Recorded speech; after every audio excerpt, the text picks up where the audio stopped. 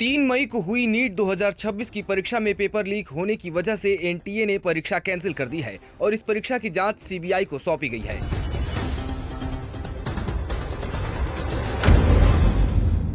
इस परीक्षा में 22 लाख छात्र शामिल हुए थे, जिनके भविष्य पर अब खतरा मंडरा रहा है। बताया जा रहा है कि राजस्थान से सर्कुलेट हुए गैस पेपर के कई सवाल परीक्षा पत्र से हूबहू मैच कर रहे थे, जिसके बाद पेपर लीक का मामला सामने आया। नीट की परीक्षा रद्द होने के बाद राजस्थान में विपक्ष के नेता टीकाराम जूली, अशोक गहलोत, मनीष मिर्धा सहित हनुमान बेनीवाल ने सरकार पर कई आरोप मढ़े और इस मामले में गहनता से जांच की मांग की। नेता प्रतिपक्ष टीकाराम जूली ने कहा कि नीट परीक्षा का रद्द होना इस बात का साफ सबूत है कि पूरे प्रकरण में संगठित स्तर पर गंभीर धांधली हुई है। उन्होंने छात्रों के भविष्य को लेकर भी गंभीर सवाल उठाए। इस परीक्षा को रद्द किया गया और सीबीआई से इसकी जांच के आदेश किए गए, तो सबसे पहले तो मैं पूछना चाहता हूं, राजस्थान पुलिस ने अब तक इसमें एफआईआर दर्ज क्यों नहीं की? इसको पेपर लीक क्यों नहीं माना? इसका जवाब पहले तो ये दीजिए। दूसरा ये है कि इसकी जो जांच सीबीआई से करा रहे हैं, इसकी जांच जो है जुडिशरी की देखरेख के अंदर होनी चाहिए, क्योंकि आज सीबीआई पे और ईडी पे देश की जनता को विश्वास नहीं रहा और बार बार जिस प्रकार से पेपर लीक होते हैं, बच्चे मेहनत करते हैं, उनके सपने हैं, 1 मिनट में टूट जाते हैं। वहीं अशोक गहलोत का नीट पेपर रद्द होने पर कहना है कि भाजपा में भी कई पेपर लीक हुए हैं, लेकिन सरकार उनको पेपर नहीं मानती और कार्रवाई नहीं करती। ओएमआर का सीट का हुआ था, क्या हुआ? दबा दिया इन्होंने, इनके खुद के लोगों के नाम आ रहे थे उसके अंदर। ये यहाँ हो रहा है।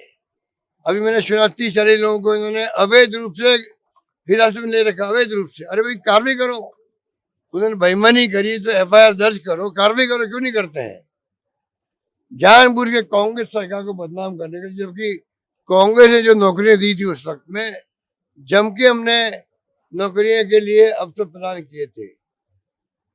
पेपर लीक अगर हो गया मान लो, तो हमने कार्रवाई करी, पेपर इमीडिएटली बिना देरी के हमने पेपर को ही हमने रद्द करके वापस। गहलोत की तरह ही टीकाराम जूली ने भी भाजपा पर आरोप लगाते हुए कहा कि ये पहली बार नहीं है जब पेपर लीक हुआ। इससे पहले भी कई जगह पेपर लीक हो चुके हैं, लेकिन उनको पेपर लीक माना ही नहीं गया। इससे पहले भी कई जगह खुले पेपर मिले, अलवर के अंदर पूरी जो है नकल करते हुए पकड़े गए।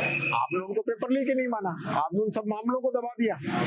ओएमआर सीट का बड़ा घोटाला हुआ, हमने विधानसभा के अंदर डिमांड रखी कि इसकी पूरी जांच कराई जाए। कांग्रेस समय से लेकर आज तक की आपने जांच के आदेश नहीं किए।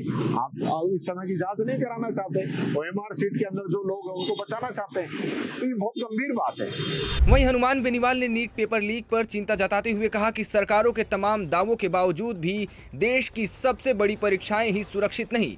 पेपर लीक से जुड़े मामलों में हर बार जांच समिति बनाकर, कुछ गिरफ्तारियां दिखाकर और बयान देकर सरकारें अपनी जिम्मेदारी से बचने की कोशिश करती हैं, लेकिन तंत्र में पर्दे के पीछे बैठे मगरमच्छों तक कोई जांच एजेंसी पहुंचती ही नहीं है। बेनीवाल ने कहा कि राजस्थान सहित देश के युवाओं के मन में एक ही प्रश्न है कि आखिर कब तक पेपर बिकेंगे, कब तक मेहनत हारती रहेगी और पैसा जीतता रहेगा, कब तक छात्रों के सपनों की हत्या होती रहेगी। बेनीवाल ने कहा कि सरकारों को पेपर लीक माफियाओं को उम्र कैद जैसी सजा दिलवाने और परीक्षा प्रणाली को पूरी तरह पारदर्शी व जवाबदेह बनाने के लिए आवश्यक कदम उठाने की जरूरत। टीकाराम जूली का भी कहना है कि पेपर माफिया पूरे देश में फैला हुआ है और इस पर बड़ी कार्रवाई होनी चाहिए।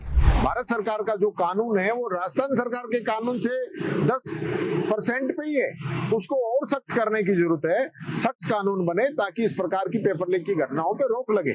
12 साल से मोदी जी देश के प्रधानमंत्री हैं, महामानव हैं, वो तो बहुत बड़ी बड़ी बातें करते, वो तो घुसपैठिए तक पकड़ लेते हैं, तो फिर पेपर लीक माफिया क्यों नहीं पकड़ पा रहे हैं? उनको बताना चाहिए ना कि कहाँ पेपर लीक का पूरा षड्यंत्र हो रहा है। बीजेपी शासित राज्यों के अंदर चारों तरफ जो है, चाहे हरियाणा हो, यूपी हो, मध्य प्रदेश हो, राजस्थान हो, सब जगह, और ये नीट का पेपर भी यही छपा है, जयपुर के अंदर छापा गया है और यहाँ एसओजी उसको पेपर लीक ही नहीं मान रही थी। नीट परीक्षा के रद्द होने पर मनीष मिर्धा का कहना है कि परीक्षा का रद्द होना यह दर्शाता है कि पेपर में बड़े स्तर पर गड़बड़ी हुई थी और राजस्थान की पर्ची सरकार ने जानबूझकर इसे छिपाने की कोशिश की और युवाओं के भविष्य के साथ खिलवाड़ किया।